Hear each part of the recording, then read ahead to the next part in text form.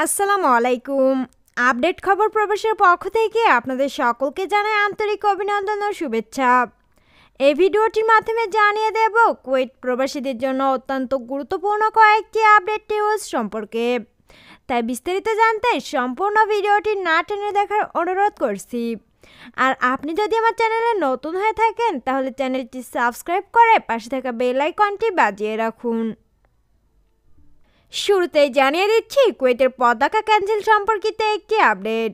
কুয়েতের public authority of manpower কর্তৃপক্ষ থেকে প্রকাশ করে বলা হয়েছে যে 119 জন প্রবাসীর সিভিল আইডি কার্ড থেকে তাদের ঠিকানা বা অ্যাড্রেস স্থায়ীভাবে মুছে ফেলা হয়েছে।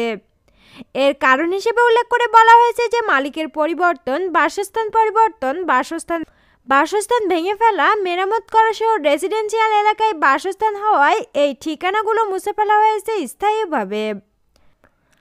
যাদের এই ঠিকানা মুছে ফেলার নোটিফিকেশন দেওয়া হয়েছে মোবাইল সাইল অ্যাপসের মাধ্যমে, তারা 1 মাসের মধ্যে প্রয়োজনীয় কাগজপত্র সহ পতাকা অফিসে যোগাযোগ করতে হবে।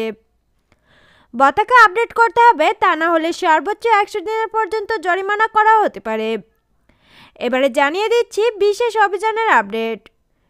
কুয়েতের মাননীয় প্রধানমন্ত্রী, প্রতিরক্ষামন্ত্রী, স্বরাষ্ট্রমন্ত্রী শেখ ফাহাদ আল ইউসুফ আল সুদের নেতৃত্বে ও তত্ত্বাবধানে সালমিয়া এলাকায় ব্যাপক নিরাপত্তা ও ট্রাফিক অভিযান শুরু করেছে।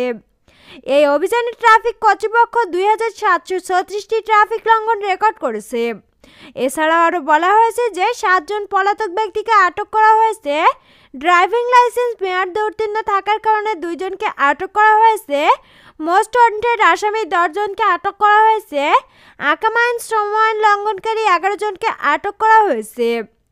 এছাড়াও ফৌজদারি মামলায় জড়িত থাকা 28টি গাড়ি ও 5টি মোটরসাইকেল আরও জব্দ করা হয়েছে এবং বিভিন্ন ধরনের মামলার জন্য 10টি মোটরসাইকেল ও যানবাহনকে আটক করা হয়েছে।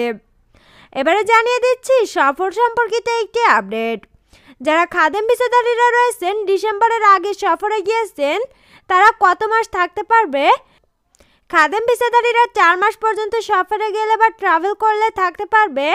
4 মাসের অধিক সময় থাকতে গেলে স্বরাষ্ট্র মন্ত্রণালয়ের অনুমতি পেপার লাগবে। ডিসেম্বরের আগে যারা গিয়েছে তাদের জন্য একই নিয়ম প্রযোজ্য। অন্যদিকে কুয়েতের ফৌজদারি আদালত আরেকটি রায় কুয়েতের অর্থ পাচার, জালিয়াতি এবং আত্মসাতের অভিযোগে 7 জন প্রবাসীকে 7 বছরের কারাদণ্ড দিয়েছে। আসামিদের সম্পর্কে আরও জানিয়েছে যে কুয়েতের সর্বোচ্চ ট্রাইব্যুনাল অপরাধীদের সম্পর্কে আরও জানিয়েছে যে 2 জন ইউরোপীয় নাগরিক ছিলেন এবং 5 জন আরব জাতীয়তার নাগরিক ছিলেন। আটককৃতরা মূলত অনলাইনে বিভিন্ন ধরনের প্ল্যাটফর্ম, ভিডিও কল এবং লিঙ্কের মাধ্যমে অর্থ জালিয়াতিতে লিপ্ত ছিলেন।